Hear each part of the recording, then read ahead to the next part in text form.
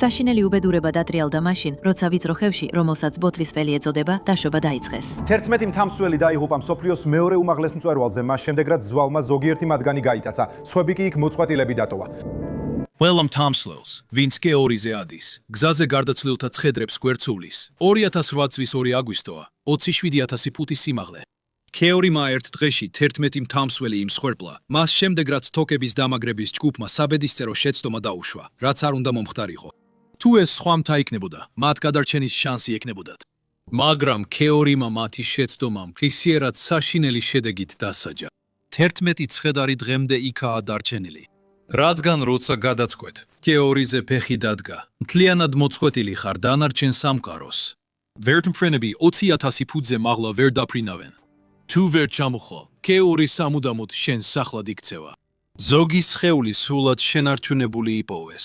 აღჭურვილობითა და ტანსაცმით, თითქოს დრო გაჩერდა და აღარასდროს განახლდა. 85 წლის მამიდან, რომელიც შვილს სიცოცხლეს სტირავს, იმ თამსვლელებამდე, რომლებიც თავიანთ ლიდერს თვალებში უყურებენ და მის ბედს წყვეტენ. ეს არის 23 მთავსველის ამბავი, რომლებიც კეორიმ გაკლინა. კეთილი იყოს თქვენი მობრძანება ექსტრიმში. მუჰამედ ალის სატპარა. პაკისტანიდან კარიერა 20-იან წლებში პორტირად დაიწყო. მან გზა გაიკვალა იმით, რომ დღეში $12-ზე ნაკლებად სხვების ჩანთებს ატარებდა და საბოლოოდ პაკისტანის ყველაზე ცნობილი მთავსველი გახდა. 2020 წლისთვის მას უკვე ჰქონდა დაპყრობილი მსოფლიოს 14 მთიდან 8, რომელთა სიმაღლე 26,000 ფუტს აღემატება. მათ შორის ლხოცე, ცნობილად რთული მაკალუ და თავად კეორიც, რომელიც 2018 წლის ზაფხულში დალაშქრა. თუმცა, ეს არ გადაარჩინა მას 2021 წელს კეორიზე გაუჩინარებისგან, გარემოებებში, რომლებიც გულწრფელად რომ თქვათ, საშინელებათა ფილმს გავს. კეორის ზამთარში არასდროს ჰქონია დაპყრობილი მწვერვალი, არც ერთხელ, 70 წელზე მეტი მცდელობის განმავლობაში. დედამიწაზე ყველა სხვა 26,000 ფუტიანი მწვერვალი საბოლოოდ დაემორჩილა ზამთრის ასვლას. მხოლოდ კეორი იყო გამონაკლისი. 28,241 ფუტიანი მთა მდებარეობს კარაკორუმის ქედში და ქმნის ისეთ უკიდურეს ამინდს, რომ მისი ზამთარი ევერესტის ზამთარსაც კი მსუბუქად აჩენს. ვგულისხმობ ტემპერატურას -60 ფარენჰაიტზე ქვემოთ, ქარს 120 მილი საათში და წარმოუდგენლად მცირე ფანჯრებს მწვერვალზე. გადარეული, გატაცებული მთავსველებისთვის, კეორი უფრო აკრძაულ ხილს გავს. ყოველი თაობის უდიდესი მთავსველები ცდილობდნენ ზამთარში კორიის მწვერვალზე ასვას, მაგრამ უკან ბრუნდებოდნენ. 2021 წლის 16 იანვრამდე ნეპალელთა გუნდმა ზუსტად ეს შეძლო. მათ პირველად ისტორიაში ზამთარში კეორიის მწვერვალზე ასვლა შეძლეს. რა თქმა უნდა, მუჰამედი იმედგაცრუებული იყო, მაგრამ ამალდროულად გამხნევებულიც. რადგან პაკისტანელები კეორის საკუთარ მთად მიიჩნევენ, პაკისტანელი მამაკაცის მიერ, რომელიც სკარდუს მახლობლად მდებარე სოფელ შიდულში დაიბადა და მტვირ თავად დაიწყო, ზამთარში მწვერვალზე პირველი ასვა ისეთი მნიშვნელობის იქნებოდა, რასაც ვერც ერთი მწვერვალის სერტიფიკატი სრულად ვერ ასახავდა. მაგრამ ნეპალელი ალპინისტების მიერ მწვერვალზე ასვლა იყო მომენტი, რომელსაც მთავსველობის სამყარო 1980-იანი წლებიდან ელოდა. და თუ ნეპალელებს შეეძლოთ ამის გაკეთება, მასაც ნამდვილად შეეძლო. და კიდევ ერთი სირთულის დასამატებლად, ის შეეცდებოდა ამას დამატებითი ჟანგბადის გარეშე. ასე რომ მუჰამედის გუნდი მალევე მივიდა მთაზე მათი მცდელობისთვის. მისი პარტნიორები იყვნენ 47 წლის იონ სნორი ისლანდიიდან, პირველი ისლანდიელი, ვინც კეორიზე ავიდა, და 33 წლის ხუან პაბლო მური ჩილედან, რომელიც ყველაზე სწრაფად ავიდა ევერესტსა და ლხოცეზე დამატებითი ჟანგბადის გარეშე. მათთან ერთად იყო მუჰამედის შვილი, საჯდი, რომელიც 21 წლის იყო. კეორიზე ზამთარშიც და, როგორც ამას სამივე აკეთებდა, ნიშნავს მუშაობას ისეთ პირობებში, სადაც სხეული აქტიურად ითიშება. სხეული ამას ვერ ეჩვევა. ის მხოლოდ შეზღუდული დროით შეუძლია გაუძვოს, სანამ იმ სისტემებმა, რომლებიც ადამიანს ცოცხალს ამყოფებს, მწყობრიდან გამოსვლა არ დაიწყონ. კეორიზე ყოველი გადაწყვეტილება სიცოცხლისა და სიკვდილის საკითხია. ჯგუფი, როგორც ბევრი სხვა, იმ ღამეს მთაზე, მესამე ბანაკიდან 24,000 ფუტის სიმაღლეზე ღამით 4 თებერვალს გავიდა. ისინი იბრძოდნენ წარმოუდგენლად მცირე ამინდის ფანჯარაში და სიბნელესა და ყინვაში მიიწევდნენ წინ. ეს უკვე რთული ასვლა იყო, როცა ნამდვილი კოშმარი გამოჩნდა ასვიდან სულ რამდენიმე საათში. იმ სიბნელეში მათი ფარების შუქმა დაიჭირა გიგანტური და თითქოს უძირო ნაპრალის პირი, რომელიც მთაზე ასვის ერთადერთ გზას კეტავდა, როგორც ღია ჭრილობა ყინულზე. იმ ღამით მთაზე მყოფი სხვა ალპინისტებისთვის. ეს იყო მათი მწვერვალზე ასვლის დასასრული. მათ შეხედეს იმ ბნელ სიცარიელეს და მაშინვე უკან დაბრუნდნენ. ეს არ ღირდა. მუჰამედი, ჯანი, ჰუანი და ახალგაზრდა საჯიდი სხვა არჩევანს აკეთებენ. სხვა ადამიანები უსაფრთხო ადგილას გადიოდნენ, ხოლო ამ 4 კაცმა საშინელი უფსკული გადალახეს. ამ ეტაპზე ისინი უკვე სულიად მარტო დარჩნენ. ისინი აგრძელებდნენ ცოცვას, სანამ დაახლოებით 27,000 ფუტის სიმაღლეზე ბოთლნეკთან ახლოს არ მივიდნენ, სადაც საჯიდის ჟანგბადის რეგულატორი გაფუჭდა და ის გადადაღლილობის გამო დაეცა. მის მამას ალის სარეზერვო ბალონი ჰქონდა თან, ყოველი შემთხვევისთვის, მაგრამ ისიც ვერ გამოადგათ, რადგან საჯიდის ჟანგბადის ნიღაბმაც გაუმართავობა გამოავლინა. აშკარად ვეღარ ახერხებდა გაგრძელებას. მუჰამადმა შეხედა თავის შვილს და უთხრა, დაბრუნებულიყო მესამე ბანაკში, დაესვენა და დალოდებოდა. შემდეგ ის შემოbrunდა და ჯონთან და ხუანთან ერთად მაღლა გააგრძელა გზა. ბოლოს ისინი ცოცხლები ბოთლის ხელის ზემოთ, დაახლოებით 5 თებერვალს, დილის 10 საათზე ნახეს. ქვემოთ, მესამე ბანაკში, საჯიდი მთელი დღე ელოდა, ფერდობებს ათვალიერებდა, რომ დაენახა ჩამოდიოდნენ თუ არა ისინი. ის სუსტად იყო და თოვლის ქარბუქი მოდიოდა, ამიტომ ბაზის ბანაკისკენ დაშვება გააგრძელა. როცა იქ მივიდა, მაშინვე განგა შეატეხა და დახმარება გამოიძახეს. შემდეგი დღეების განმავლობაში პაკისტანის არმიის ვერტმფრენები 20,000 ფუტის სიმაღლემდე ეძებდნენ. საჰაერო ძალების თვითმფრინავი მთის ზედა ნაწილს შემოუფრენდა. არაფერი იპოვეს და ეს არის ერთ-ერთი მიზეზი, რატომაც არის კეორი ასეთი საშიში. ვერტმფრენები კარგ ამინჩიც კი 20,000 ფუტზე მაღლა ვერ ნადიან. 2021 წლის 18 თებერვალს ხელისუფლებამ ოფიციალურად გამოაცხადა, რომ სამივე მამაკაცი დაკარგულად ითვლება და სავარაუდოდ გარდაცვლილია. სამაშველო ოპერაციებს ახლა მხოლოდ სხეულის დაბრუნების მიზნით ჰქონდა აზრი. და 4 თვის შემდეგ, 2021 წლის 26 ივლისს, შერპების ჯგუფმა, რომელიც მეოთხე ბანაკის ზემოთ თოკებს ამაგრებდა, მოჰამადის, ჯონისა და ხუანის ცხედრები ბოთლნეკის მახლობლად იპოვა. მოჰამადი მწვერვალიდან დაახლოებით 980 ფუტით ქვემოთ იყო, ფიქსირებულ თოკზე მიმაგრებული ფიგურა, რვიანი დაშვების მოწყობილობით, ხოლო ჯონი უფრო მავლა იყო. როცა კეიორიზე ადიხარ, იყენებ მექანიკურ სამაგრს, რომელსაც ჯუმარი ქვია. ფიგურა რვიან დაშვების მოწყობილობაზე მხოლოდ მაშინ გადადიხარ, როცა დაბლა ეშვები.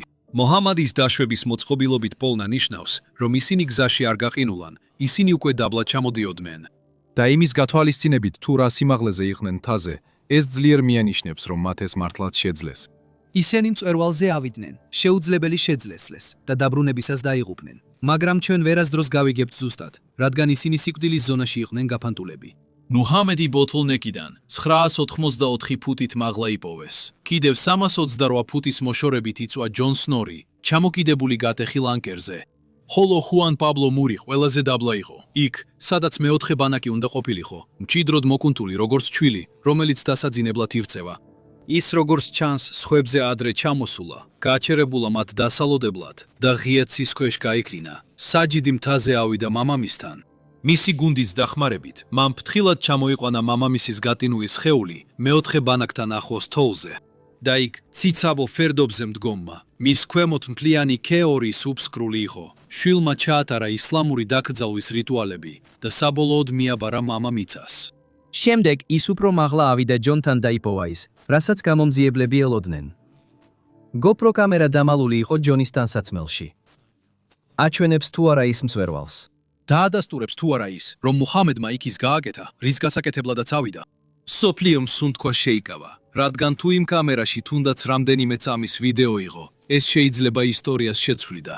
ეს დაადასტურებდა, რომ მათ ზამთრის სუსხში კეორი დაიფრეს, სანამ თამათ შეიწირავდა. მაგრამ კეორი ისეთივე სასტიკია, როგორიც ცივია. სიკვდილის ზონის სასტიკმა ტემპერატურებმა კამერის შიდა ბატარეა სრულად დააცარიელა. ასე რომ, როდესაც GoPro საბოლოოდ ამოივეს და გაანალიზეს, მხოლოდ ერთი დაზიანებული კადრი აღმოჩნდა, ხოლო დროის ნიშნული წლების წინანდელ შემთხვევით თარიღს აჩვენებდა. ის უსარგებლო იყო.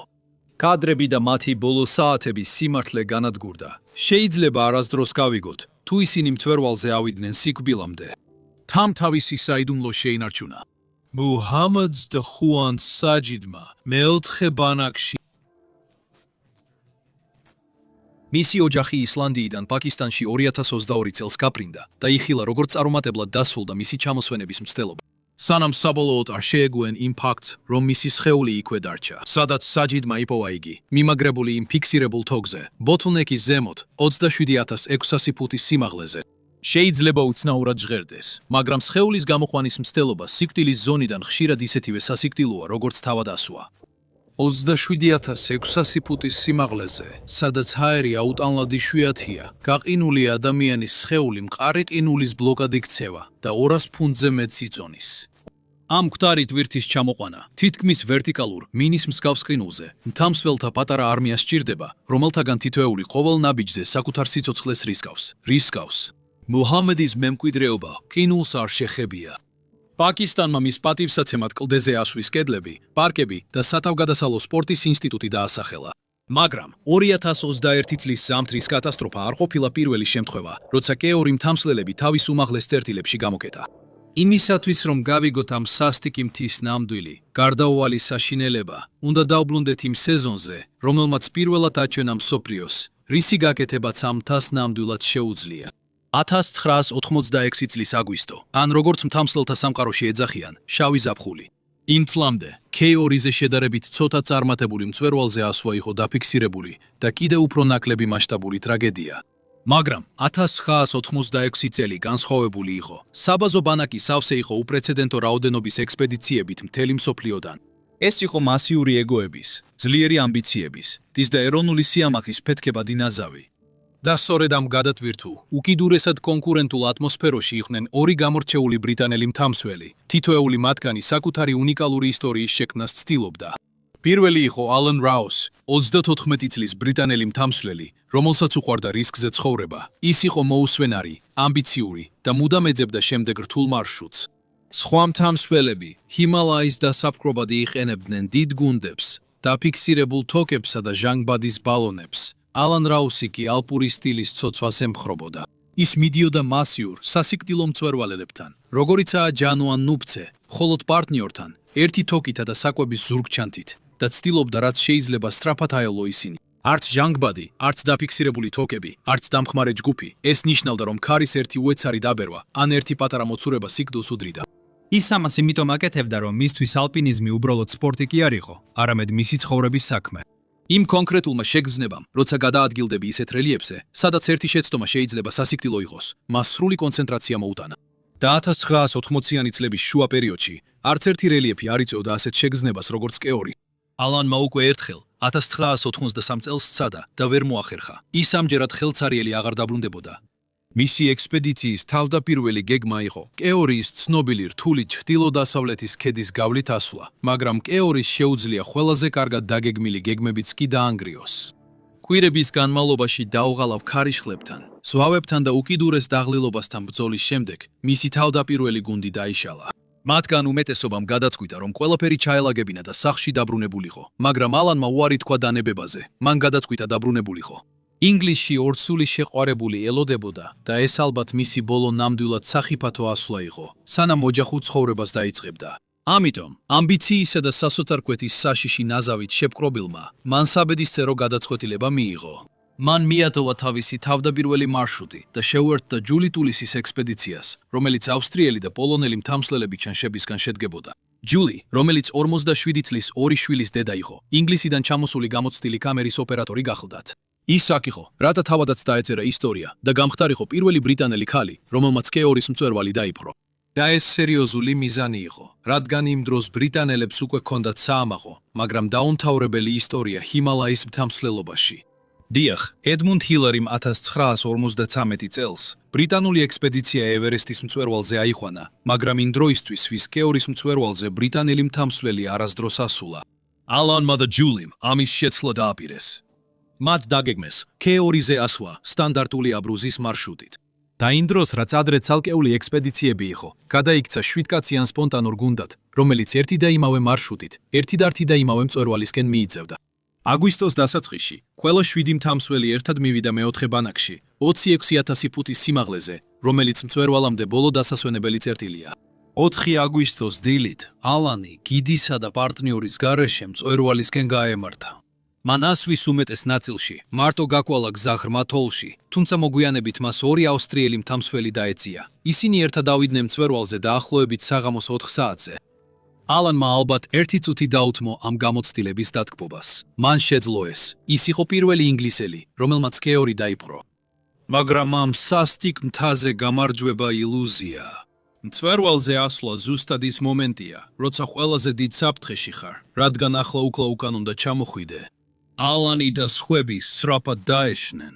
მათ იცოდნენ, რომ სწრაფად უნდა ჩამოსულიყვნენ, სანამ მზე ჯერ კიდევ ანათებდა, მაგრამ მწვერვალიდან დაახლოებით 500 ფუტით ქვემოთ დაინახეს, რომ ორი ფიგურა ჯერ კიდევ საოცრად, მიუხედავად მზის ჩაქრობისა ზევით მიიწევდა. ეს იყო ჯული და კურტ დინბერგერი, ავსტრიელი მთამსვლელი. ალანი და ავსტრიელი მთამსვლელები ცდავსტრილად ცდილობდნენ დაერწმუნებინათ ისინი, რომ დაბრუნებულიყვნენ. მათ გააფრთხილეს, რომ უკვე ძალიან გვიანი იყო მწვერვალზე უსაფრთხოდ ასასვლელად, მაგრამ ჯული და კურტი იმდენად ახლოს იყვნენ, რომ ამ ეტაპზე უარი თქვეს დაბრუნებაზე. ამიტომ ალანი და მისი გუნდი გააგრძელეს დაშვება მეოთხე ბანაკისკენ, ხოლო ჯული და კურტი წინ წავიდნენ. მათ საბოლოოდ მიაღწიეს მწვერვალს საღამოს 7 საათზე. მათაც შექმნეს ისტორია, მაგრამ ამავდროულად მახეში აღმოჩნდნენ. რადგან როცა ისინი დაშვებას დაიცვეს, სიბნელემ და დაღლილობამ მატარებელივით დაატყდათ თავს. და სადღაც მაღლაინ მთაზე, დაშვებისას, ჯული ფეხი დაუცდა და გადავარდა. მისი მდებარეობისა და იმის გამო, რომ კურტს იყო მიბმული, ავარიამ ჯული სერიოზულად დააზიანა და აიძულა ის და კურტი გაეკეთებინათ წარმოუდგენელი რამ. მთელი ღამე გაეტარებინათ ღია ცის ქვეშ, თოლში, 27,000 ფუტის სიმაღლეზე, კარვის გარეშე. სხვა გზა არ ჰქონდათ, ან ასე მოქცეულიყვნენ, ან კი დაღლილები და დაჭრილები ბნელში დაეშვათ ქვემოთ. ისინი სასწაულებრივად გადაუჩნენ იმ გამქინავ ღამეს და მეორე დილით ძლივს მიაღწიეს მეოთხე ბანაკს, სადაც ალანსა და სხვა მთამსვლელებს შეუერთდნენ. და ეს წამითაც რომ დაგვიანებულიყო, შესაძლოა ვეღარ გადარჩენილიყვნენ, რადგან როგორც კი ყველა მთამსვლელი შეიკრიბა მათ მყიფე ნაილონის კარვებში, უზარმაზარმა მრავალდღიანმა ქარბუქმა მეოთხე ბანაკი მთლიანად შთანთქა და აი ერთი რამ კეორის ზემო ფერდობებზე. ევერესტისგან განსხვავებით, რომელსაც გარშემო მეზობელი მწვერვალები აქვს და მცირედ დამცავ ზონას ქმნის, კეორი უფრო ჩრდილოეთით მდებარეობს და საშიშად იზოლირებულია. ასე რომ, როდესაც ამინდის სისტემა ზემო ფერდობებს დაატყდება, ის მოაქვს თოვლს და მუდმივ ქარიშხლის ძალის ქარებს, რომლებიც ყველაფერს ან ყველას ვინც მოძრაობს ძლიერად უთხრამს. სიტუაციას კიდევ უფრო ამძაფრებს ის, რომ როდესაც მასიური დაბალი ცნევის სისტემა მთას ეჯახება, ჰაერის ცნება იმდენად ძლიერად ეცემა, რომ სინამდვილეში ჰაერში არსებული ჟანგბადის რაოდენობა მცირდება, რაც სიკვდილის ზონას კიდევ უფრო დამახჯობელს ხდის.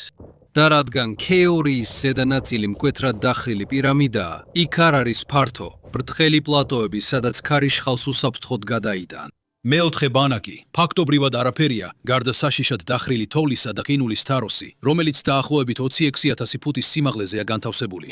თამსველების უმეტესობა მას სწრაფ, ღამის დასასვენებელ ადგილად იყენებენ, სანამ უსაფრთხოდ ჩამოვლენ, მაგრამ ამ ქარიშხალმა ის მაღალმთიან ციხედ გადააქცია. ქარიშხალი 6 დღის განმავლობაში მძვინვარებდა, ქარის სიჩქარე 100 მილი/საათში აჭარბებდა, ტემპერატურა -40 ფარენჰაიტამდე დაეცა. უკვე იცით რა ემართება ადამიანის სხეულს სიკვდილის ზონაში.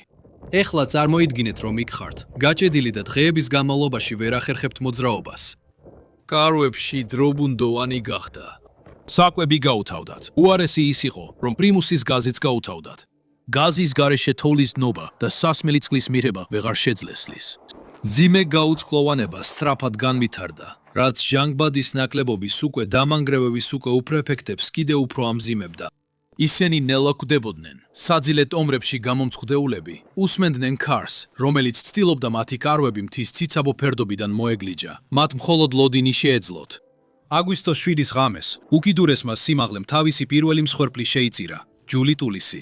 მან ვერ შეძლო დაცემის შემდეგ გამოჯამრთელება და დღეები უჭმელად, უწყლოდ და საკმარისი ჟანგბადის გარეშე, მის ორგანიზმს უკვე მეტისმეტად მძიმე აღმოჩნდა. ის ჩუმად გარდაიცვალა თავის კარავში, კურტის გვერდით და ქარიშხალი დაუნდობლად აგრძელებდა მძვინვარებას. აგვისტოს 10-ის დილით, მთაზე უცნაური ეს იყო ვიწრო. ხანმოკლე შანსი გაქცევისთვის და გადარჩენილებმა იცოდნენ, რომ თუ მაშინვე არ ჩამოვიდოდნენ, ვერც ერთი ვერ გადარჩებოდა. ეხლა ან არასდროს, მაგრამ ალანისთვის ამინდის გაუმჯობესება უკვე ძალიან გვიან იყო. ტანჯვით სავსე დღეებმა, როცა ალანის საკვებისა და წყლის გარეშე, ჟანგბადის უქონლობაში იყო გამომწყვდეული, მისი ლეგენდარული ძალა ბოლომდე გამოაცალა. ის გონზე იყო, მაგრამ საშინელ ტანჯვაში იმყოფებოდა, ვეღარ დგებოდა ფეხზე, ვეღარ დადიოდა. და დარჩენილ ალპინისტებს მართლაც საშინელი არჩევანის გაკეთება მოუწიათ. წარმოიდგინე, რომ იმ კარავში ხარ. ზუსტად იმ მომენტში, უკვე რამდენიმე დღეა შიმშილობ, უწყლოდები და იხჩობი სიკვდილის ზონაში. შენი სხეული პირდაპირ საკუთარ კუნთებს ჭამს მხოლოდ იმისთვის, რომ ორგანოები მუშაობდეს. შეგაქვს გაყინული კარვის კარი. ხინული სკდება შენს გაყინულ თითებში და ხედავ ნათელცას. სნა ათასობით ფუტით ქვემოთ გელოდება. მაგრამ მის მისაღწევად უნდა შეხედო შენს მეგობარს. კაცს, რომელმაც გზა გაკაფა. კაცს, რომელმაც ისტორია შექმნა. კაცს, რომელსაც სახლში ორსული პარტნიორი ელოდება და მიიღო საშინელი რეალობა, რომ ის შენთან ერთად ვერ ჩამოვა. ეხლა წარმოიდგინე, რომ ალან რაუსი ხარ. ის კონზე იყო და უყურებდა ალპინისტებს, რომლებთანაც ერთად იტანჯებოდა, ადამიანებს, ვისთანაც სიცოცხლის ხაზი ჰქონდა გაზიარებული და უყურებდა, როგორც ყვეტდნენ ისინი ჩუმად მის ბედს. მათ არჩევანი არ ჰქონდათ და გულის სიღრმეში ისიც იცოდა ეს. იმ დილით არ არსებობს არც ერთი ჩაწერილი კამათი ან დრამატული სიტყვით გამოსვლები. საჭირო არ იყო. თამსვლელობის ისტორიაში ერთ-ერთ ყველაზე მტკივნეულ მომენტში კურტმა და სხვებმა გადაწყვიტეს საკუთარი თავის გადარჩენა და ალანი ჯულის ცხედართან ერთად კარავში დატოვეს. მაგრამ კარვიდან გაქცევა არ ნიშნავდა, რომ ისინი უკვე გადაურჩნენ ქეორის, რადგან მთას თავისი მსხვერპლი ჯერ კიდევ არ ჰქონდა ამოღებული. იმ დილით 5 მთამსვლელი გამოვიდა მეოთხე ბანაკიდან, რათა გადარჩენისთვის სასოწარკვეთილი ბრძოლა დაეწყოთ. Kurt Dimbergery, Willie Bowery, ორი ავსტრიელი მთამსვლელი სახელად ალფრედი მეცერი და ჰანეს ვიზერი და პოლონელი მთამსვლელი სახელად დობროსლავა მიოდოვიჩ ვოლპი. და როდესაც ისინი დაიწყეს დაშვება ციცაბო, ყინულოვან ფერდობებზე, ერთი კვირის განმავლობაში სიკვდილის ზონაში ყოფნის შედეგები მაშინვე დაეციათ. მეოთხე ბანაკის ქვემოთ, ასეულობით ფუტის მანძილზე იმ კარვებიდან, რომლებიც ახლახან მიატოვეს, ალფრედი და ჰანესი უბრალოდ დაეცნენ. ძიმე თოვლის სიბრმალენ და სრულმა ფიზიკურმა გამოფიტვამ ისინი ბოლოს გატეხა. ისინი სწორედ იქ, თოვლში დაიღუპნენ. დობროსლავა კიდევ უფრო ქვემოთ წავიდა, ათასობით ფუტის დაშვებას ებრძოდა, მაგრამ ისიც ძალა გამოცლილი იყო. ის საბოლოოდ დაეცა და გარდაიცვალა. მეორე და მესამე ბანაკებს შორის დამაგრებულ თოკებზე მიბმული, სადაც ის მომდევნო წელს იპოვეს. სინამვილეში, იმ 7 მთამსვლელიდან, რომლებიც მეოთხე ბანაკში აღმოჩნდნენ გაჭედილები, მხოლოდ კურტ დინბერგერი და ვილი ბაური გადარჩნენ ცოცხლები მთიდან. თვითონ ალანი, სავარაუდოდ, 1986 წლის 10 აგვისტოს გარდაიცვალა. მარტო კარავში, 26,760 ფუტის სიმაღლეზე. მან უკან დატოვა თავისი შეყვარებული, დებორა სვინი. მისი გარდაცვალებიდან 3 კვირის შემდეგ, დებორა სვინი მათ ქალიშვილს, ჰოლი სვინს, სიცოცხლე მისცა. თამსვლელთა სამყაროსთვის ალან რაუსი ლეგენდარული პიონერია, რომელიც უკიდურეს ზღვარზე ცხოვრობდა და საბოლოო ფასიც გადაიხადა. ჰოლი გაიზარდა ისე, რომ ნამდვილად ვერ გაიცნო, ვინ იყო მისი მამა. მამ მხოლოდ ის იცოდა, რომ ის იყო ბრწყინვალე, ამბიციური ლეგენდა, რომელმაც გზა გაკვალა სასტიკ მთაზე. 5 ცხედარი ზუსტად იმ ადგილას რჩება, სადაც ისინი გარდაიცვალნენ სიკვდილის ზონაში. 1986 წლის მთამსვლელობის სეზონი ერთ-ერთი ყველაზე მძიმე იყო კეორიის ისტორიაში. და სხვა მთებისგან განსხვავებით, ამ ყველაფერს საშინელს ხდიდა მისი სრული, სასტიკი ბანალურობა. რადგან სხვა მთები თავიანთ რეპუტაციას იმსახურებენ, კატასტროფული ქარიშხლებისა და სერაკის ჩამონგრევის მსგავსი მოვლენებით, რომლებიც ერთ დილას 12 ადამიანს იმსხვერპლებს. ერთი საშინელი სეზონი, რომელიც სტატისტიკას აწლელეულების განმავლობაში ამახინჯებს. ქეორი ასე არ მუშაობს, შეხედე ციფრებს. მას შემდეგ, რაც ქეორიზე პირველი სერიოზული ცდები დაიწყო მე-20 საუკუნის დასაწყისში, 800-ზე მეტმა მთამსვლელმა დადგა მის მწვერვალზე. ამავე პერიოდში, თითქმის 100 ადამიანი დაიღუპა მცდელობისას. ეს ნიშნავს, რომ ყოველ მთამსვლელზე, ვინც მწვერვალზე წარმატებით ავიდა, მინიმუმ ერთი დაიღუპა მწვერვალზე ასვლის მცდელობისას. შეადარეთ ეს ევერესტს. ევერესტის მწვერვალზე ასვლა 11,000-ზე მეტჯერ მოხდა. დაახლოებით 340 ადამიანი დაიღუპა მასზე. ეს სიკვდილიანობის მაჩვენებელი 1%-ზე ნაკლებია. ქეორი სტატისტიკურად 10-ჯერ უფრო მომაკვდინებელია, ვიდრე დედამიწის ყველაზე მაღალი მთა. და რომ გაიგოთ რატომ არის ქეორი ესეთი მომაკვდინებელი, უნდა დააკვირდეთ, როგორ განსხვავდება ამ ორი მთის სიკვდილის მიზეზები. ევერესტზე სიკვდილის ყველაზე გავრცელებული მიზეზი ფიზიოლოგიურია. მთამსვლელები სიმაღლის ავადმყოფობას, გადაღლას ან სიცივეს მსხვერპლებიან. ისინი თავს ზედმეტად იტვირთავენ, თოვლში ხდებიან და უბრალოდ ვეღარ დგებიან. თუ წარმოუდგენლად ძლიერი ხარ, კარგად მომზადებული და სწორად ანაწილებ ძალებს, ამ რისკების მართვის უკეთესი შანსი გაქვს. გაქვს კონტროლის ილუზია. ქეორი ყველაფერ ამ კონტროლს გართმევს. მოულოდნელი ქარიშხლები, მოულოდნელი ზვავები, ტემპერატურის ვარდნა. რუსი მთამსვლელების ჯგუფმა ეს საკუთარი თვალით ნახა 2006 წელს მათ ექსპედიციას. კუზბასის გუნდი ეწოდებოდა. ეს იყო 9-კაციანი ჯგუფი, რომელიც დაასახელეს სერბეთის სამთო რეგიონ კუზბასის სახელზე, რომელმაც დააფინანსა ისინი. გუნდის ლიდერი იყო იური უდიაშევი, 51 წლის ვეტერანი, რომელსაც უკვე ჰქონდა დალაშქრული დოლგირი, მაკალუ, ლხოცე და ევერესტი. მაგრამ ქეორის არ აინტერესებს შენი რეზიუმე. 2006 წლის ზაფხული სასტიკი იყო პირველივე კვირიდან. გუნდმა მთა მხოლოდ ერთხელ დაინახა ნათლად პირველ 7 დღეში. დანარჩენ დროს მთა ქარიშხლების უკან იმალებოდა. ქრის ჩამოვარდნამ პირველი ბანაკის კარვები გაანადგურა. ზოგიერთი ქვაკი 40 ფუნტზე მეც იწონიდა. ქარის სიჩქარე 20-1000 ფუტზე 80 მილი საათში აღწევდა. იმ წელს მთაზე მყოფი სხვა ექსპედიციების უმეტესობამ ბანაკი აიყარა და სახლში დაბრუნდა. კუზბასის გუნდი დარჩა, რადგან რუსი მთამსვლელები ცნობილები არიან თავიანთი გამძლეობით და იმხელა ტანჯვის სატანით, რომ ასეთ პირობებში სხვა ექსპედიციები უკან ბრუნდებიან. ძირითადი ჯგუფი შედგებოდა არკადი კუაკინის, გუნდის მწვრთნელ ალექსანდრ ფოითისა და პიოტრ კუზნეცოვისგან. მხოლოდ იური, ალექსი და პიოტრი ერთად. ამ სამმა კაცმა 12 წარმატებული ასვლა განახორციელეს 26000 ფუტის სიმაღლის მთებზე. ესენი აშკარად არ იყვნენ მოყვარულები, რომლებიც თავიანთ შესაძლებლობებს აჭარბებდნენ. ისინი იყვნენ საუკეთესოები, რაც რუსეთს ჰყავდა. თუ ვინმე იმ მწვერვალზე ასვლას იმსახურებდა, ეს სწორედ ისინი იყვნენ. ასე რომ, ორი მთამსვლელი დარჩა და რუსებთან ერთად გააგრძელა გზა. იასეკ ტელერი, პოლონეთიდან, ტერენს ბენენი, ჩრდილოეთ ირლანდიიდან და კუზბასის ექსპედიცია იყვნენ უკანასკნელები, ვინც K2-ზე დარჩნენ. და თუ ისინი მწვერვალზე ასვლის მცდელობას აპირებდნენ, ეს იყო ჯგუფი, რომელთანაც უნდა ეცადათ. ამიტომ იური და სხვები პატარა ჯგუფებს გზაზე ზევით და ქვევით ატრიალებდნენ და თავიდან აშენებდნენ იმას, რასაც მთა ანგრევდა, იმ იმედით, რომ მწვერვალზე ასვლის ფანჯარა გამოჩნდებოდა, მაგრამ ეს არ ხდებოდა. მათი სიმამაცის მიუხედავად, ისინი უგუნურები არ იყვნენ. მათ დაისახეს ვადა, თუ 13 აგვისტოსთვის პირობები არ გაუმჯობესდებოდა, სახლში დაბრუნდებოდნენ. მაგრამ სწორედ 13 აგვისტოს დილას, საუცნაურად მოწმენდილი იყო, პირველად რამდენიმე დღის განმავლობაში. ეს იყო მათი შანსი. მათ საბოლოოდ შეეძლოთ ეცადათ ამ სასტიკი მთის მწვერვალზე ასვლა. ამ მწვერვალზე ასვლის მცდელობისთვის გუნდი სამ ჯგუფად გაიყო. ორი რუსი, ვიქტორ კოლბაჩენკო და ალექსანდრ გაპონოვი წინა ხაზზე მიდიოდნენ. მათ უკან მოდიოდნენ იური, ალექსანდრ ფოითი, პიოტრ და არკადი, ხოლო მესამე ჯგუფი, რომელშიც პოლონელი მთამსვლელი, იაცეკ ტელერი და ჩრდილოეთ ირლანდიელი, ტერენს ბენონი იყვნენ, მოშორებით მიხვებოდა 1:00 საათისთვის. სამივე ჯგუფი K2-ის ზედანაწილს 27400 ფუტზე მდებარე ბოთლის ხელის სახელწოდებით ცნობილ მონაკვეთს მიაღწია, რომელიც მწვერვალამდე ბოლო და ყველაზე სასიკვდილო ეტაპია. ეს მონაკვეთი ვიწრო, თითქმის ვერტიკალური კლდისა და ტრინულის კულუარია, თუმცა დახრილობა ყველაზე საშიში ნაწილი არ არის. შიში მოდის იმით, რაც ზუსტად მის ზემოთ კიდია, რადგან ბოთლის ხელის თავზე მდებარეობს ეს უზარმაზარი გადმოკიდებული სერაკი, რომელიც ისეთივე არასტაბილურია, როგორც საბჭოთა რაკეტა გაშვების დღეს. ამ მთის განლაგების გამო, მთამსვლელებს ამ ყინულის კლდის გვერდის ავლა არ შეუძლიათ. მათ პირდაპირ მის ქვემოდან უნდა გაიარონ. ეს ნიშნავს, რომ რამდენიმე მტანჯველი საათის განმავლობაში მთამსვლელები ექვემდებარებიან არასტაბილურ, მუდმივად მტრევად სტრუქტურას, რომელიც ყოველგვარი გაფრთხილების გარების გარეშე შეიძლება ჩამოიშალოს და შენობის ზომის ყინულის ნატეხები ჩამოაგდოს, თანაც ყოველგვარი დაცვის გარეშე. ბოთლნეკის გავლა ფაქტობრივად ნიშნავს რუსულ რულეტკას თამაშს მთასთან.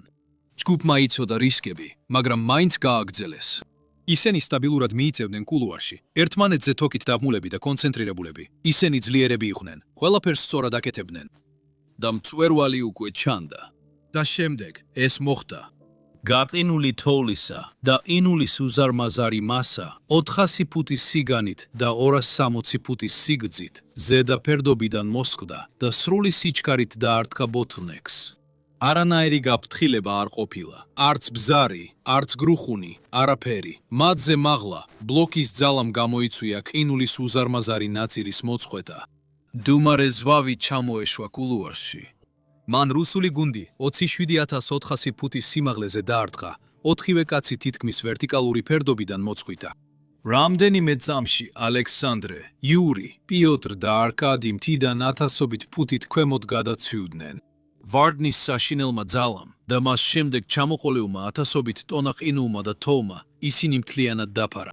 გუნდის დანარჩენმა წევრებმა ზვავის ნარჩენები 25600 ფუტამდე ქვემოთაც კი მიაკვლიეს. მათ 1 საათზე მეტხანს ეძებდნენ. არაფერი იპოვეს. მთაზე 4-ვე კაცის კვალი არსად ჩანდა. მათი ცხედრები არასდროს უპოვიათ. არავინ იცოდა სად იყვნენ ისინი. გავიდა 18 წელი, სანამ 2024 წლის ზაფხულში იტალიური ექსპედიცია ქეორიზე არ ჩავიდა, რათა მთის პირველი დაპყრობის 70 წლის თავი აღენიშნათ. მყინვარზე სეირნობისას ექსპედიციის ფოტოგრაფი რიკარდო სალვატიკო პირველად იფიქრა, რომ ნახევრად ყინულში ჩაფლული ძველი აღჭურვილობა ნახა. ეს აღჭურვილობა არ იყო, არამედ სრულყოფილად შენახული სხეული, რომელსაც ეცვა ტანსაცმელი, ბასკის ლოგოთი, რაც რუსული ალპინისტური ბრენდია. რიკარდო დაუკავშირდა იაცეკ ტელერს, პოლონელ თამსვლელს, რომელიც გადაუჭა 2006 წლის ზვავს და უყურებდა, როგორც აიღო ზვავმა მისი 4 გუნდის წევრი. მან დაუყოვნებლივ დაადასტურა, რომ პიოთსაც და არკადისაც ჰქონდათ ნივთები ბასკის ლოგოთი.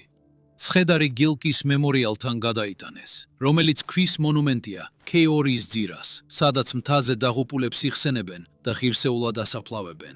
მაგრამ დაკრძალვამდე ადგილზე აიღეს. დენენემის ნიმუში და ყველა მტკიცებულება მიუთითებდა, რომ ცხედარი არკადი კუაკინის იყო. დანარჩენი 3 მამაკაცი ჯერ კიდევ სადღაც ყინულშია, აღმოჩენას ელოდებიან. რუსული ექსპედიცია ქეორიზე ეჭვგარეშე გაუჩინარდა. თამისენი უბრალოდ ჩთანთქა, მაგრამ 2008 წელს სრულიად საპირისპირო მოხდა. 11 ადამიანი დაიღუპა. თამ თითქმის არც ერთი მათგანი არ შეინარჩუნა და ისინი, ვინც ცოცხლად დაბრუნდნენ, წლები ერთმანეთს ებრძოდნენ იმის გამო, რაც ნახეს, რაც გააკეთეს და რაც არ გააკეთეს. ამ მოვლენამ ალპინიზმის ისტორიაში ერთ-ერთი ყველაზე ცხელი დებატი გამოიწვია და ეს ყველაფერი იმის გამო, თუ როგორ დაიგო მახე. 2008 წლის ზაფხულისთვის კეორის საბაზო ბანაკში ატმოსფერო საშიშად დაძაბული იყო. 2 თვეზე მეტი ხნის განმავლობაში სასტიკმა ქარიშხლებმა მთა გაანადგურა და არავის მისცა მწვერვალზე ასვლის საშუალება. თამსველები თავიანთ კარვებში იყვნენ გამოკეტილები, მწვერვალს უყურებდნენ და ხედავდნენ, რავდნენ, როგორ ილეოდა მათი რესურსები და მორალი. მაგრამ მხოლოდ ამინდი არ იყო ის, რაც 2008 წელს სიტუაციას არასტაბილურს ხდიდა. ეს იყო მთაზე მყოფი ადამიანების რაოდენობა. მთელი მსოფლიოდან სხვადასხვა ქვეყნის არაერთი საერთაშორისო ექსპედიცია იყო. ქეორი მასებისთვის არ არის განკუთვნილი. როდესაც რამდენიმე გუნდი, რომლებიც სხვადასხვა ენაზე საუბრობენ, ცდილობენ მწვერვალზე ერთი საერთო იერიშის კოორდინირებას, კომუნიკაცია ირღვევა. ქაოსის თავიდან ასაცილებლად, ექსპედიციის მთავარმა ლიდერებმა, როგორიცაა ვილკო ვან დროიენი, ამერიკელი ლიდერი მაიკ ფერისი და სამხრეთკორეელი ლიდერი კიმ ჯესუ, გამართეს მაღალი მნიშვნელობის კოორდინაციის შეხვედრა საბაზო ბანაკში, სადაც შეთანხმდნენ, რომ რესურსებს გააერთიანებდნენ. ყველაზე ძლიერი შერპები და მტვირთველები, კოქორეული და საერთაშორისო გუნდებიდან წინწავლე მთავარ ჯგუფზე და უსაფრთხოების თოკებს გაავლებენ ვიწრო მონაკვეთზე. ეს მტკიცე გეგმა იყო, მაგრამ როგორც კი ისინი 4 ბანაკიდან გავიდნენ, აგვისტოს პირველი სიბნელეში გეგმა სრულიად დაიშალა. მტვირთველებისა და შერპების წინასწარ ჯგუფს მკაცრი მითითება ჰქონდა, რომ მძიმე თოკების რულონები მთაზე აეტანათ და ვიწრო მონაკვეთი დაეზღვიათ. ის საშინელი 80 გრადუსიანი კლინულიანი კულუარი, რომელზეც ადრე საუბრობდით, სადაც ერთი ფეხის მოცდენა მყისიერ სიკვდილს ნიშნავს. ეს ერთადერთი ადგილია, სადაც თოკები აბსოლუტურად აუცილებელია და არანაირი დათმობა არ შეიძლება. ამის ნაცვლად, სიბნელეში არეულობის გამო, წინასწარმა ჯგუფმა კატასტროფული შეცდომა დაუშვა და თოკების გავმა დაიწყეს პირდაპირ მეოთხე ბანაკის ზემოთ, იმ ფერდობებზე, სადაც გამოცდილ მთამსვლელებს თავისუფლად შეეძლოთ გავლა თოკის გარეშე. იმ დროისთვის, როცა წინასწარი ჯგუფი რეალურად მივიდა ბოთლნეკთან, იმ ერთადერთ ადგილას, სადაც ნამდვილად სჭირდებოდათ თოკი, მათ თოკები სრულად ამოეწურათ. 2008 წლის 1 აგვისტოს, როდესაც მზე ამოვიდა, დანარჩენი მთამსვლელები ბოთლნეკის ძირას მივიდნენ. მწვერვალზე ასასვლელი ნათელი, თოკით მონიშნული ბილიკის ნაცვლად, მათ წინასწარი ჯგუფი დახვდათ, რომელიც პანიკურად ცდილობდა მთითის ქვედა ნაწილებიდან თოკის ამოღებას და ზემოთ ატანას. ათეულობით მთამსვლელი იძულებული გახდა უბრალოდ დამდგარიყო სიკვდილის ზონაში 27000 ფუტის სიმაღლეზე, პირდაპირ უზარმაზარი, გადმოკიდებული ყინულის სერაკის ქვეშ. ისინი საათობით ელოდნენ ფლინვიან, გათხელებულ ჰაერში. მათი სხეულები სწრაფად უარესდებოდა. ჰიპოქსია იწყებოდა. ყოველი წუთი, რომელსაც ისინი ელოდნენ, იყო წუთი, რომელიც აღარ ექნებოდათ დაშვებისას. იმ დროისთვის, როცა თოკები საბოლოოდ გაამაგრეს და მთამსვლელები ბოთრის ხელის გავლით ასვლას შეუდგნენ, უკვე შუა დღე იყო. ქეორის დაუწერელი წესი ასეთია: არ აქვს მნიშვნელობა რამდენად ახლოს ხარ მწვერვალთან, 2 საათზე უნდა შემოbrunde, რათა დაღამებამდე ჩამოსვლა მოასწრო. მაგრამ მწვერვალის ციებ ცხელება თვალს აუბნელებს ადამიანს.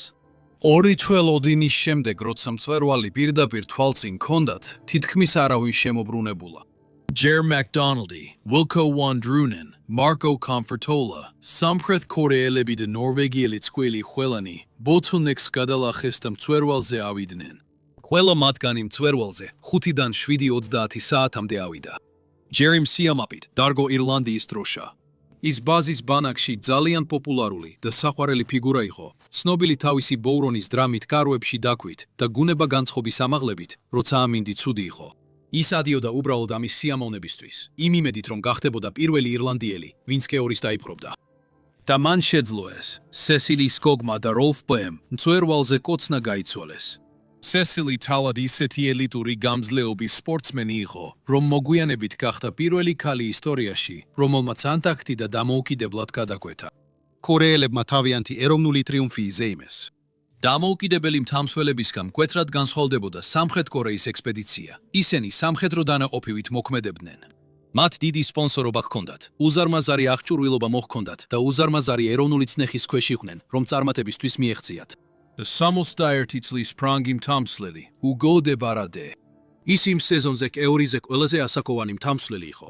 ის უკვე იდგა ევერესტის მწვერვალზე 2004 წელს, მაგრამ კეორი მისი აკვიატება იყო და მისი მესამე მცდელობა ამ სასტიკ მთაზე ნამდვილად იღბლიანი აღმოჩნდა. მათ ისტორია შექმნეს, მაგრამ ახლა ისინი გრაფიკს რამდენიმე საათით ჩამორჩებოდნენ, დაღლილები იყვნენ და აპირებდნენ ღამით მსოფლიოში ყველაზე საშიშ ყინულოვან მონაკვეთზე დაშვებას. და მიუხედავად იმისა, რომ ეს ჯერ არ იცოდნენ, მთას უკვე დაგებული ჰქონდა მახე. მეოთხე ბანაკის უსაფრთხოებაში დასაბრუნებლად, თითოეულ ალპინისტს უნდა გაევლო ბოთლნეკის მონაკვეთი. წარმოიდგინე, როგორ უნდა გაიარო ის ციცაბო ყინულის არხი, როცა თითქმის 20 საათის განმავლობაში ბნელში ასვის შემდეგ ჰიპოქსიით იხჩობი. შენი ერთადერთი გადარჩენის შანსი ის თხელი ნაილონის თოკია, რომელიც წინასწარმა ჯგუფმა იმ დილით გაამაგრა. თუ ამ თოქს ჩაებრაუჭები, გადარჩები. თუ არ ჩაებრაუჭები, მოგდები. პირველები, ვინც ჩამოსვისას ბოთლნეკს მიაღწიეს, ნორვეგიელები იყვნენ, როლფი და სესილი. 78 საათი ახალი გადასული იყო. ისინი ბნელში ფიქსირებულ თოკებზე გადაადგილდებოდნენ, ნელა და ფრთხილად. სესილი თოკზე ოდნავ წინ იყო, ხოლო მისი ქმარი როლფი მას უკან მიხვებოდა. და შემდეგ, ყოველგვარი გაფრთხილების გარეშე, მთაზე ზარბაზნის გასროლის მსგავსი ხმა გაისმა. სერაკი საბოლოოდ ჩამოიშალა. გადმოკიდებული ყინულის კუდის უზარმაზარი ნაგლეჯი მოწყდა. 1000-ობით ტონა ყინული ბნელში, კულუარში დაეშვა. მან როლფ ბაე პირდაპირ დაარტყა. თიდან გადმოაგდო და უქსკრულში ჩააგდო წამებში, მისი ცოლის თვალწინ. მაგრამ ზვავმა მხოლოდ როლფი არ შეიწირა.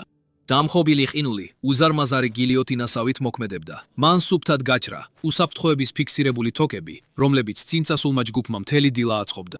ბოთლნეკის ზემოთ თითქმის 2000 დაღლილი და გაყინული მთავრობელი სრულიად ჩარჩა 27000 ფუტზე მაღლა სიბნელეში, თოკების გარეშე, უსაფრთხო გზის გარეშე და სიკვდილის ზონა მათ დარჩენილ ძალებსაც აცლიდა. და მათი ერთადერთი გადარჩენის შანსიც გაქრა. მოკლედ თემას გადაუხვიოთ. ოвэл თვე არის ისტორია, რომელიც არასდროს ხდება YouTube-ზე. ის Patreon-ზეა, თუ გინდათ, მული კრემლთაა. ეხლა სად გავჩერდით? სრული პანიკა დაიწყო. სიბნელეში ზოგიერთი მთავრობელი პანიკაში ჩავარდა. ისინი სასწრაფოდ ცდილობდნენ თავისუფლად ჩასვლას მსასვლას მსოფლიოს ყველაზე საშიშ ყინულზე. ბრმად, შეშინებულები, რომ უკიდურესი სიცივე და ჟანგბადის ნაკლებობა ალბათ მოკლავდა მათ მზის სამოსლამდე. მათ შორის იყო სამხრეთ კორეელი მთავრობელების ჯგუფი და მათი შერპა, იუმუკ ბალტაი.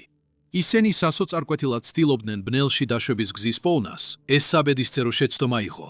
არეულობასა და სიბნელეში ისინი მოცურდნენ. ისინი დაგორდნენ ციცაბო ფერდობზე, მაგრამ თიდა მთლიანად გადმოვარდნის ნაცვლად, მძიმედ გაეხვივნენ დარჩენილი გადაჭრილი თოკების პადეში. ისინი დარჩნენ თავდაკირა და გვერდულად დაკიდებულები ციცაბო ყინულზე, ნაცემები, სისხლიანი და უიმედოდ გაჭედილები. ფერდობის უფრო მაღლა, ვილკო ვან დრუნენმა, მარკო კომფორტოლამ და ჯერ მაკდონალდმა გააცნობიერეს, რომ ბნელში ჩამოსვლა შეუძლებელი იყო. მათ ამის ნაცვლად გადაწყვიტეს ღია ცის ქვეშ დაეძინათ 27000 ფუტის სიმაღლეზე. ისინი თოვლში ერთმანეთთან მიეკრენ, კარვების, საძილეთ ომრებისა და წყლის გარეშე, ძლიერ კანკალებდნენ, როცა სიკვდილის ზონა ნელ-ნელა სიცოცხლეს აცლიდა მათ. სასწაულებრივად, მათ ღამე გადაიტანეს. მაგრამ როდესაც მზემ საბოლოოდ ამოანათა 2008 წლის 2 აგვისტოს დილით მათი მდგომარეობის ნამდვილი საშინელება გამოაშკარავდა. როდესაც ვილკო, მარკო და ჯერი დილის შუქზე სასოწარკვეთილი დაშვება უთოკოდ დაიწყეს, ისინი ბოთლნეკში გადახლართულ თოკების გროვას წააწყდნენ. იქ ჩამოკიდებულები, ჯერ კიდევ ცოცხლები, მაგრამ სწრაფად ძალაგამოცლილები იყვნენ გაჭედილი სამხრეთ-კორეელი მთამსვლელები. სწორედ აქ, მომაკვდინებელი სერაკის ჭრილში შეიკრიბნენ ეს ადამიანები. სწორედ აქ, სულ რამდენიმე საათში 11 ადამიანი საბოლოოდ დაკარგავდა სიცოცხლეს. და სწორედ აქ იშლება დროის ხაზი, რაც აჩენს ყველაზე ბნელ და მძაფრად განხილულ საიდუმლოს ქეორის ისტორიაში. რადგანაც ის, თუ რა გააკეთეს შემდეგ ამ სამმა კაცმა, ან რა არ გააკეთეს, მთლიანად იმაზეა დამოკიდებული, ვისაც კითხავთ. ვილკო ვან რუიენი ამტკიცებდა, რომ კორეელ მთამსვლელებთან პირველი მივიდა, თავადაც უკვე სერიოზულ საფრთხეში იყო. იმ დროისთვის მისი მხედველობა ძლიერ უარესდებოდა და თოვლის სიბრმავის საწყისი სტადია დიაცუთით წუთზე აკარგვინებდა თვალის სინათლეს. ის შეჩერდა, შეხედა გადახვართულ თოკებსა და მათში ჩამოკიდებულ სისხლში ამოსრულ მთამსვლელებს და გააკეთა გათვლა. შემდეგ გზა გააგრძელა. მოგვიანებით მან თქვა, რომ ვერც კი დაეხმარებოდა მათ, რომც ეცადა, ის მარტო დაბრუნდა მეოთხე ბანაკში, მარკომაც მივიდა კორეელ მთამსვლელებთან. ის შეჩერდა, მისი თქმით, სცადა დახმარება, შემდეგ კი დაშვება გააგრძელა, მან შეძლო ჩამოსვლა. ჯერ მაკდონალდი დარჩა, ის ცდილობდა კორეელი მთამსვლელები თოკებიდან გაეთავისუფლებინა. რამდენ ხანს მუშაობდა, ზუსტად რა შეძლო და რა მდგომარეობაში იყო ამ დროს არავინ იცის. ეს ის კითხვებია, რომლებმაც მთამსვლელთა სამყარო გახლიჩა, რადგან ბოლო სერაკის ჩამონგრევა მაშინ მოხდა, როცა ის ჯერ კიდევ იქ იყო. მან ერთ წამში მთიდან გადმოაგდო ის, კორეელი მთამსვლელები და მათი შერპა, ჯუმიგ ბხოტე. ყოველ შემთხვევაში, ესე თქვა ერთმა კაცმა. მარკოს მონათხრობით, ჯერ მაკდონალდი გმირი არ ყოფილა, არამედ ტვირთი იყო. იტალიელის თქმით ტრაგედია ასე განვითარდა. ის ამტკიცებდა, რომ მან და ჯერიმ საათები გაატარეს ვიწრო მონაკვეთში, ძალები ამოწურეს, ცდილობდნენ სწორ მდგომარეობაში დაებრუნებინათ გაჭედილი კორეელი მთამსვლელები. მაგრამ 27,000 ფუტის სიმაღლეზე დროწუთობით გეწურება. მარკომ განაცხადა, რომ უკიდურესმა სიმაღლემ და გამოფიტვამ საბოლოოდ ჯერი მგონება დაომსხვრია. მარკო საკუთარ თავს წარმოაჩენდა, როგორც გონიერ გადარჩენილს, რომელმაც იცოდა, როდის იყო უკან დახევის დრო, ხოლო ამტკიცებდა, რომ ჯერი გახდა ბოდვაში მყოფი ტვირთი, რეალობას მოწყდა და უაზრო თავიდა ფერდობზე სიკვდილისკენ კვდილისკენ. ის უკვე ევროპაში იყო და ინტერვიუებს აძლევდა, სანამ სხვები ჯერ კიდევ მთიდან ჩამოსვლას ცდილობდნენ. შემდეგ კიდევ ერთი გადარჩენილი, ვილკო ვან რუიენი, კამერების წინ გამოვიდა და ყველაფერი კიდევ უფრო გააუარესა. მან საერთაშორისო მედიასთან მივიდა და საჯაროდ დაადანაშაულა სხვა ექსპედიციები ლაჩრობაში. მან იქაური კულტურა ასე აღწერა, თითოეული თავისთვის. მან თქვა, რომ ცუდმა მომზადებამ სიცოცხლეები შეიწირა. თოკები არასწორ ადგილებში იყო დამაგრებული და რომ კოორდინირებულ რეაგირებას შეეძლო ხალხის გადარჩენა. მან ყველგან იპოვნა დამნაშავეები. მსოფლიო მედიას ეს ძალიან მოეწონა. ის რაც ადრე 11 დაღუპული მთამსვლელისლის ამბავი იყო, გადაიქცა ისტორიად იმის შესახებ, ვინ ვის მიატოვა და ბრალდებები გადარჩენილებს შორის კვირების განმავლობაში ვრცელდებოდა. მაგრამ იყო ერთი ადამიანი, რომელიც იმ დღეს მთაზე სხვებზე მეტად ეხმარებოდა გადარჩენილებს. ადამიანი, რომელსაც ჰქონდა ფოტოები, ადამიანი, რომელსაც ჰქონდა მტკიცებულებები. მისი სახელი იყო შერპა პემბა გიალცე. ის იყო ნორეთის ექსპედიციის მთავარი შერპა, იგივე გუნდის, რომელშიც ჯერ მაკდონალდი იყო. მან ჯერ მაკდონალდთან ერთად 1 აგვისტოს კეორიზე ავიდა. ის იმ ღამეს დაბრუნდა მეოთხე ბანაკში, ხოლო 2 აგვისტოს დილით, როცა მარკო ჯერ კიდევ მთაზე იყო კრიტიკულ მდგომარეობაში, პემბა ისევ მაღლა ავიდა. მან მარკოს leaves გონზე მყოფი იპოვა ბოთლნეკში. მან ჟანგბადით გონზე მოიყვანა. ის ბანაკ 4-ისკენ მიხავდა, როცა ზემოდან კიდევ ერთი ზვავი წამოვიდა და ორივეს დაარტყა. მარკო ცოცვა დაიწყო. პემბა მოკლიდან კისეზე ხელი მოკიდა და დაიჭირა. მარკომ თავადაც შემდეგ პირდაპირ აღიარა ეს. პემბამ სიცოცხლე გადამირჩინა. კაცი, რომელმაც მარკოს სიცოცხლე გადაარჩინა, ჯერ კიდევ ფეხით მიემგზავრებოდა კარაკორუმიდან, მაშინ როცა მარკო ევროპაში ინტერვიუებს აძლევდა. და როცა პემბა შერპას საბოლოოდ მიეცა საუბრის შესაძლებლობა, მას ჰქონდა რაღაც, რაც მარკოს არ ჰქონდა. მას ჰქონდა ფოტოები. გადარჩენის დროს პემბამ ბოთლნეკის მაღალი გარჩევადობის ფოტოები გადაიღო. ერთი შეხედვით, ფაილებზე არსებული ციფრული დროის ნიშნულები მხისიერად ანგრევდა მარკოს მოვლენების ქრონოლოგიას. მაგრამ ნამდვილი საიდუმლო ფონში იყო დამალული, რადგან როცა გამომძიებლებმა მოგვიანებით პემბას ფართო კადრების პიქსელები გაადიდეს, მათ ზუსტად დაინახეს ალპინისტების მდებარეობა. ამ პიქსელებმა დაამტკიცა, რომ ჯერ მაკდონალდმა გონება არ დაუკარგავს. ის ფერდობზე უმისამართოდ არ ასულა. მტკიცებულებებმა აჩვენა, რომ ის მიზანმიმართულად და მეთოდურად ცდილობდა კორეელი ალპინისტების გათავისუფლებას და რომ მან ეს შეძლო. მარკომ გლობალურ მედიაში, რომელი ვერსიაც გაავრცელა, სინამდვილეში ასე არ მომხდარა. ფემბას საერთოდ ამოიღეს ამბიდან, სანამ ის სახლში დაბრუნდებოდა და მის ნაცვლად ტყუილი დამკვიდრდა. ჯერის ოჯახმა არ დაუშვა, რომ ეს ასე დარჩენილიყო. ისინი პაკისტანში გაფრინდნენ და გადარჩენილებს პირადად შეხვდნენ. მათ წლები გაატარეს მონათხრობების შეგროვებაში, მტკიცებულებების შედარებაში და იმაზე ზეწოლაში, რომ მთაზე მომხდარი სრული რეკონსტრუქცია მომხდარიყო. ისინი თანამშრომლობდნენ დოკუმენტური ფილმების რეჟისორ ნიკ რაიანთან, რომლის 2013 წლის ფილმმა სამიტი სრულად წარმოადგინა ქრონოლოგია ყველასთვის, ვისაც მისი ნახვა სურდა. რაც ფილმმა დაადასტურა და რასაც პემბას და სხვების მტკიცებულებები ადასტურებდა მარტივი იყო. ჯერარდ მაკდონალდმა გაათავისუფლა გაჭედილი კორეელი მთამსვლელები, სანამ დაიღუპებოდა. მან გააკეთა არჩევანი, თვალებ გახელიუმა, სრულად აცნობიერებდა, თუ რა დაუჯდებოდა 27,000 ფუტზე დარჩენა და მან ეს ბოლომდე მიიყვანა. ჯერ მაკდონალდის ცხედარი კეორიზე ვერ იპოვეს. ის მოხსენიებულია გილკის მემორიალზე, მთისძირში. კეორიმა 2 დღეში 11 სიცოცხლე შეიწირა. თითქმის არც ერთი მათგანი არ დაუტოვებია უკან. იმის გასაგებად თუ როგორ განვითარდა ყველაფერი იმ დღეს მთაზე, ნახეთ ეს ვიდეო.